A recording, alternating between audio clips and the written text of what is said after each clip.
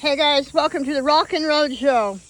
Today I want to talk about possums and how important they are and special they are and fantastic they are and what it is to have them in your life.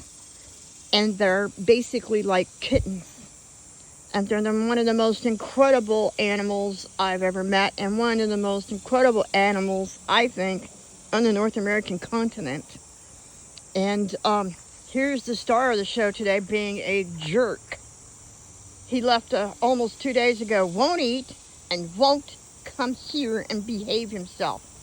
And I'm getting ready to leave. And I'm going to leave without him and go Popeyes without him and eat snacks without him and go shopping without him. And if he doesn't come here, well, I ain't coming back. I'm tired. I have things to do.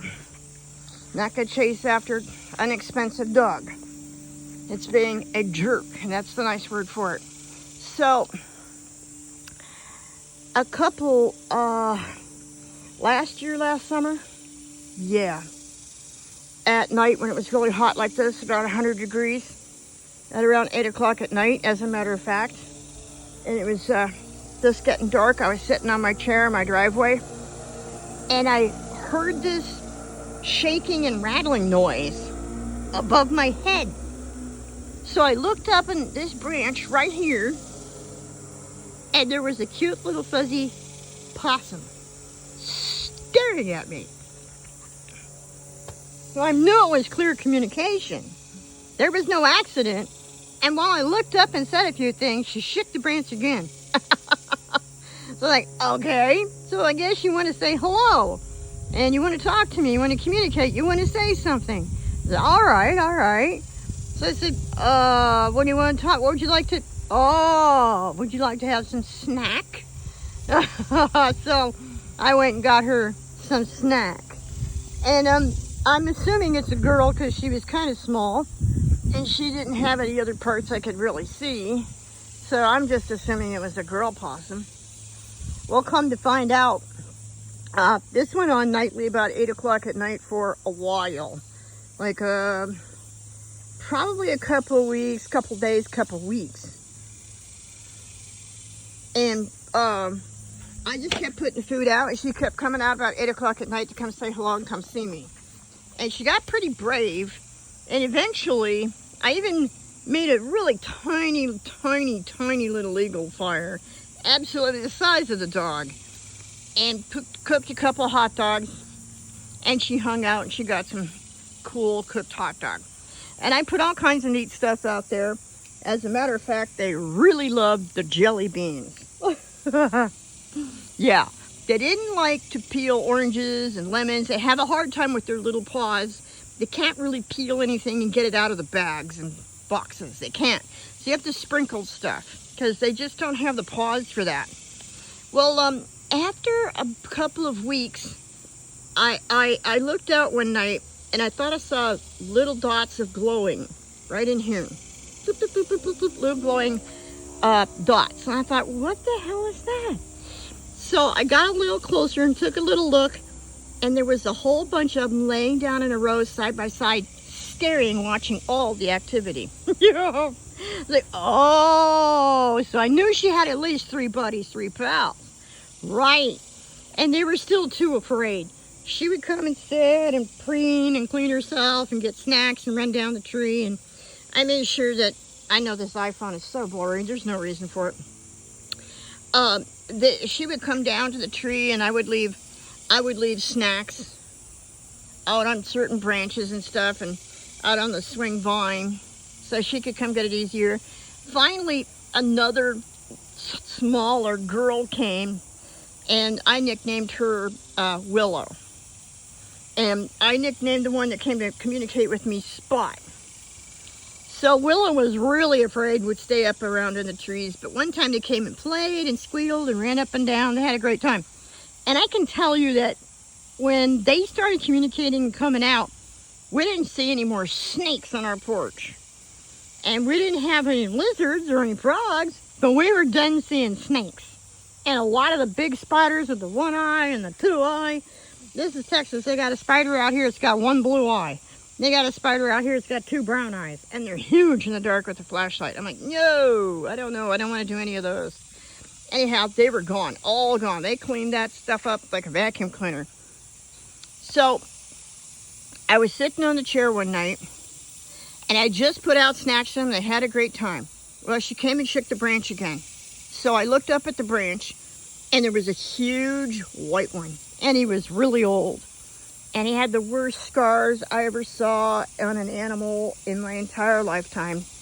He looked like he had been run over by, I don't know, a tractor or something, or a weed eater, a giant weed eater, a combine.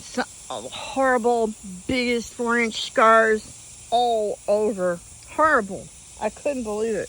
This is the worst thing I ever saw. And he kind of had a nervous tick and made a little bit of a clicky sound. Click, click, click, click, click, click, click. But I talked to him, and I talked to them all, and I left them some special snacks and stuff, and I said, oh, is that your buddy? Did you bring me your buddy to meet your buddy? And I nicknamed him Grandpa because he was white, and he'd turned white so much, he started to turn kind of like gray, like an old animal does around the face. Right, and I could see how old the scars were, and how tore up he was, and how slow he moved, and how big he was. He had to have been a lot older. I called him Grandpa. Yeah. So eventually, the other ones then felt safer, and they started coming out. And so in the line of eyeballs, they had been Willow, Grandpa, and Mom. Eventually, Spot brought out another possum, and it was a big female. And she came out on the branch, and she showed me the female on the branch. But she was real nervous, and she kept going click, click, click, click, click, click, click, click, click, click. And she had something horrible happen to her too. Part of her face was all damaged and screwed up, and she could hardly use it. And so she was clicking, I think, because her face was damaged. And she was really scared, but she was really big. So I met all 4 of them. Little Spot had gone out after different storms and horrible things that had happened out in the wilds, and found these other possums that were alone by themselves. And they had a group, they had a tribe, and she had the whole group together and taught them how to communicate with me, meet me, and I was very good to them. I'm not a piece of shit. And they lived basically by an old dead tree. A lightning storm hit, and the lightning storm had crashed the tree and knocked it over way down here, way up here. We all thought it was going to die. It used to be a white tree. Well, it goes down in a big embankment, and then this tree is massively huge, probably a good 150 feet, and it's got massive root systems and stuff. Well, I think they were all living down in there. So I was sitting out on my porch one night after I gave them special snacks, and they were all hiding, going back to their place, doing their thing, and I was just sitting down. And all of a sudden, I thought I heard this tiny little, like a tiny little whisper of something, like on the ground. A tiny little, just a little fleck of dirt. And I looked up, and all of a sudden I saw Grandpa Possum, which is about the same color almost as my dog. And almost the same size. I was started real bad, real fast. It scared me. I was like, oh. As I wasn't expecting to see him. He was basically 2 feet away from me at the end of my feet. But we stared at each other, and then he got scared because he thought I was going to do something horrible to him. And I tried to tell him, it's okay. It's okay. It's okay. I'm not going to hurt you. Not going to hurt you. It's all right. I just didn't know they'd walk right up to you if they thought you were safe. I never expected that.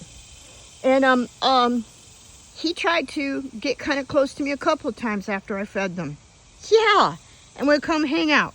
And sometimes I was tired, I was slow, I was late, or I didn't see them. And it would get to be about 8:30, 9 o'clock, and the snacks weren't out. Yeah. He'd come find out where I was sitting, or he would come if I was over by the truck. He'd come over by my truck, and he would shake things like Spot had done. Spot shook the tree. Well, he would come and shake a trash bag, or try to make some noise with water bottles or something. Yeah, so I go, okay, I'm coming. I know it's snack time. And then we get their snacks, and I put their snacks out. Most of the time, I just gave them a lot of bread and grapes and oranges, the jelly beans. They love the jelly beans. I don't care what they tell you online. They love the jelly beans. I try to feed them through winter and get them whatever I could, and you have to open it up and spread it out so they can get it. Well, the whole tribe came and it started getting colder, longer, darker, because they like the 70-degree weather all the time like I do. They like it right about 70. If it's too hot, they stay home. If it's too cold, they stay home. That's about how I like to do it. So I think the last time I saw them was in November because of the cold. And I still kept putting the stuff out just in case. And December came, I didn't see them.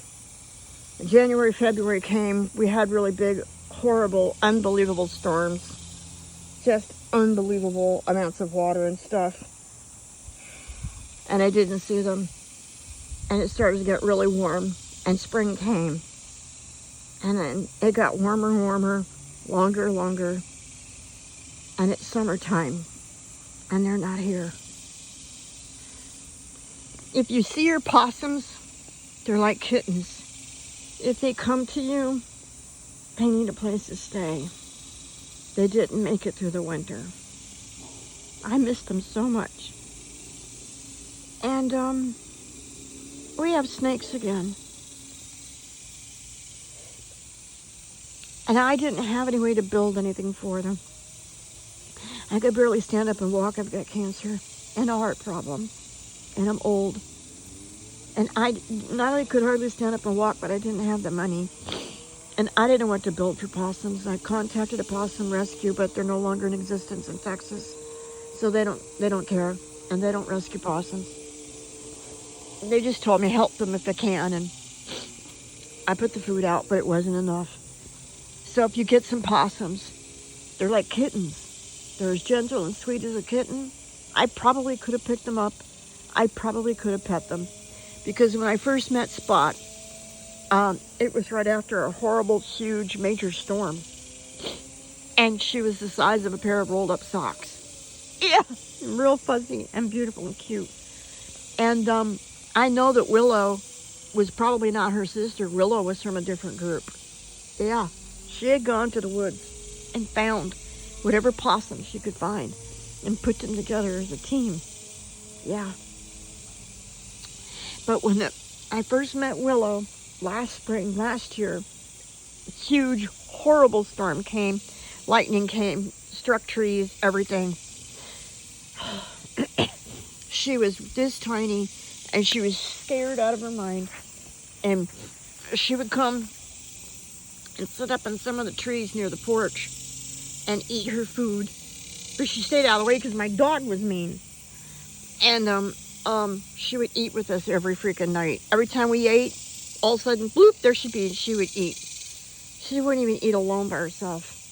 She was afraid to eat alone. She was afraid to be alone. She was so little. And I had thought about trying to catch her and try to help her, but I was like, what do you do with a baby possum? You're going to, what? You're going to keep it on a leash? You're going to keep it in the house? You're going to keep it, I don't know. They're an outdoor wild animal. So I just try to be there for her. And eventually we would eat at night on the porch, and we would eat, and I would give her some. Yeah, that's how the whole thing started. But eventually she found the other ones and brought them together and brought them out. So they didn't make it through winter. They didn't make it this year. And we've had no possums at all. None. All I can say about Texas is the storms have been so horrible. They've killed most of the wildlife and the bugs and the butterflies and the bees. Everything just wiped it out, wiped it out, wiped it out, wiped it out, wiped it out, and wiped it out some more. Horrible. Well, maybe my dog has figured it out, because I'm leaving soon. And if he's not with me, I'm leaving. All right, guys, have a good day.